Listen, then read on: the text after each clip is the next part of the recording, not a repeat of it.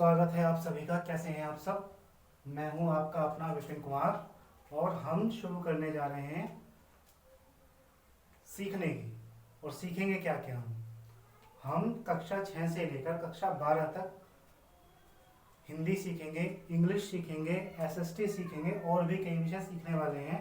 तो आज हम शुरुआत करने जा रहे हैं अपने पहले टॉपिक संज्ञा से। तो आइए देखते हैं संज्ञा किसे कहते हैं।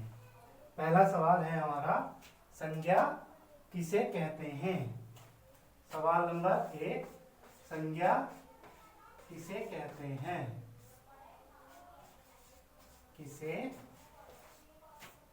कहते हैं।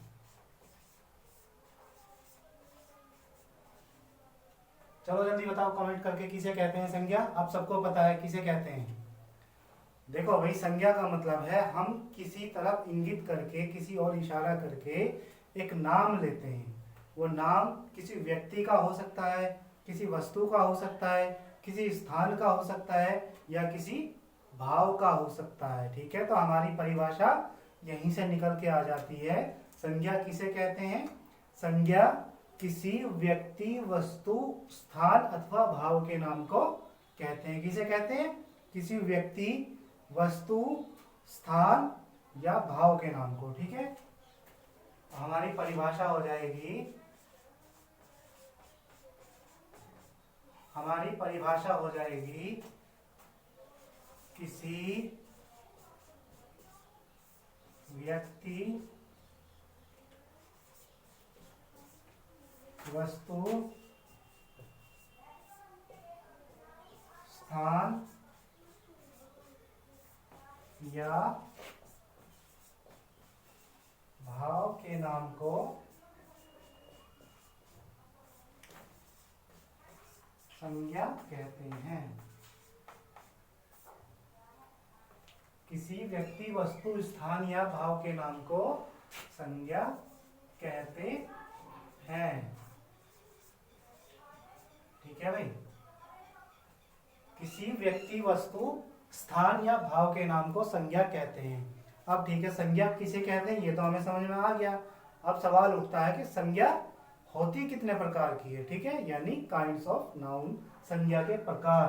तो संज्ञा के प्रकार कितने होते हैं, बताओ जल्दी कमेंट्स करके सारे। संज्ञा के प्रकार बताओ जल्दी कितने होते हैं। संज्ञा के मुख्यतः 3 प्रकार होते हैं। कितने होते हैं। 3 प्रकार। नंबर 1, व्यक्तिवाचक संज्ञा।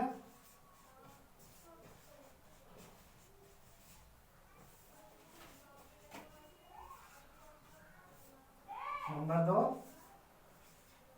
जातिवाचक संज्ञा।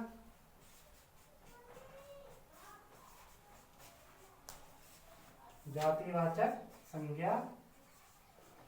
और नंबर 3, भाववाचक।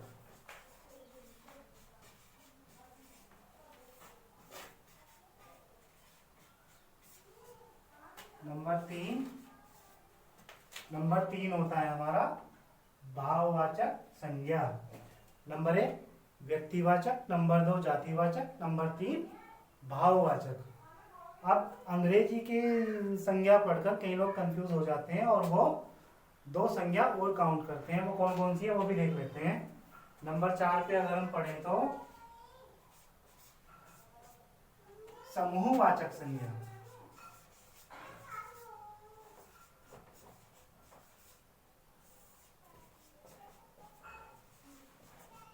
समूहवाचक संज्ञा। और नंबर 5 पे पढ़ते हैं हम कौन सी, द्रव्यवाचक संज्ञा।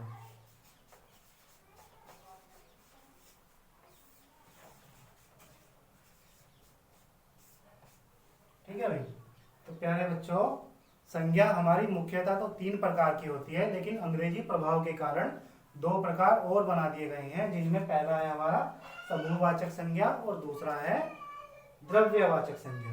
ठीक है, तो सबसे पहले हमारा व्यक्तिवाचक संज्ञा आती है। व्यक्तिवाचक संज्ञा का मतलब है किसी व्यक्ति विशेष के बारे में बात करना। व्यक्ति विशेष मतलब किसी विशेष एक चीज के बारे में बात करना। हम किसी व्यक्ति के बारे में बात कर सकते हैं, जैसे उदाहरण के तौर पे आप देख सकते हैं, उदाहरण व्यक्तिवाचक संज्ञा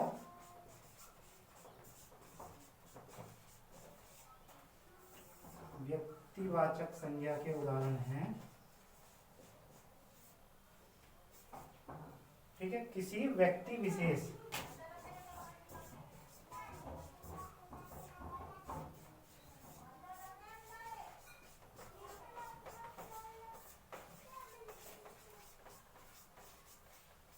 विशेष स्थान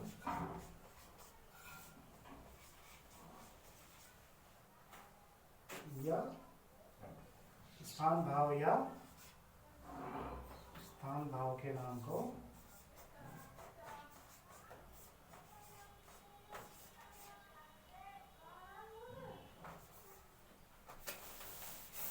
किसी व्यक्ति विशेष या स्थान के नाम को व्यक्तिवाचक संज्ञा कहते हैं।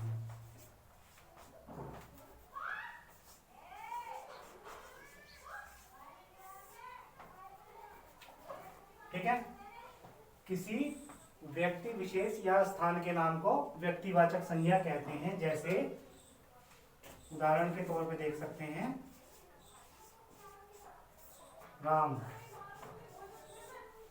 राम, श्याम, कविता,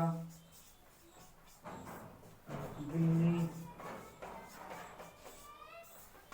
प्रयागराज,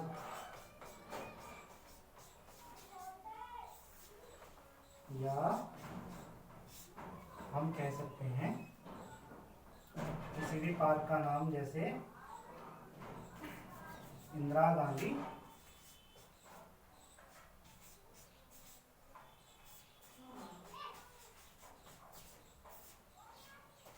राष्ट्रीय राजमार्ग, इंदिरा गांधी राष्ट्रीय राजमार्ग, यानी एक ऐसा नाम जो केवल अपनी अलग पहचान रखता है, किसी जाति से संबंधित नहीं है, किसी भाव से संबंधित नहीं है, उसकी अपनी अलग पहचान है। ठीक है, जैसे हमने पहला उदाहरण देखा, राम, राम, श्याम, कविता, दिल्ली, प्रयागराज या इंदिरा गांधी राष्ट्रीय राजमार्ग, या हम किसी पर्टिकुलर एक पार्क का नाम ले दें, किसी एक स्थान विशेष का नाम ले दें। ठीक है, तो वो क्या होता है, व्यक्तिवाचक संज्ञा वहां होती है। अब इसमें जातिवाचक संज्ञा व्यक्तिवाचक संज्ञा से ही हम बना सकते हैं। कैसे बना सकते हैं वो भी देखेंगे। पहले हम देखते हैं नंबर 2, जातिवाचक संज्ञा।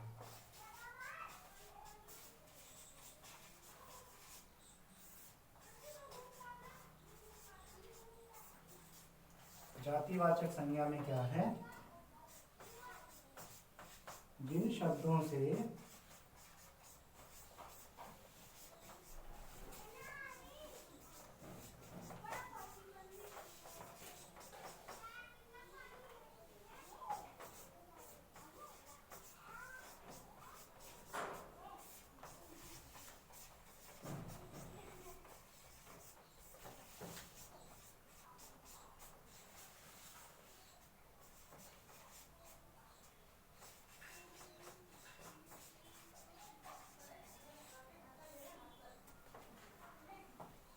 जिन शब्दों से किसी जाति विशेष का बोध होता है तो वहां क्या होता है, जातिवाचक संज्ञा होती है। जैसे हमने लिखा था ऊपर राम, अब हम राम को लिख देते हैं लड़का।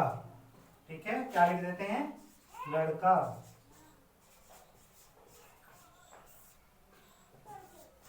लड़का, लड़की,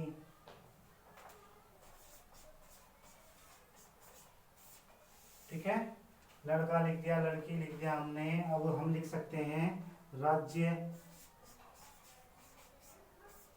देश, उद्यान,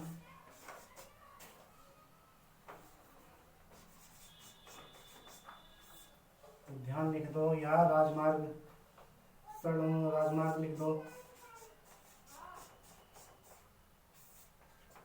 इस तरह के जितने भी शब्द होते हैं वो सब जाति सूचक शब्द होते हैं, जिनसे एक जाति विशेष का पता लगता है।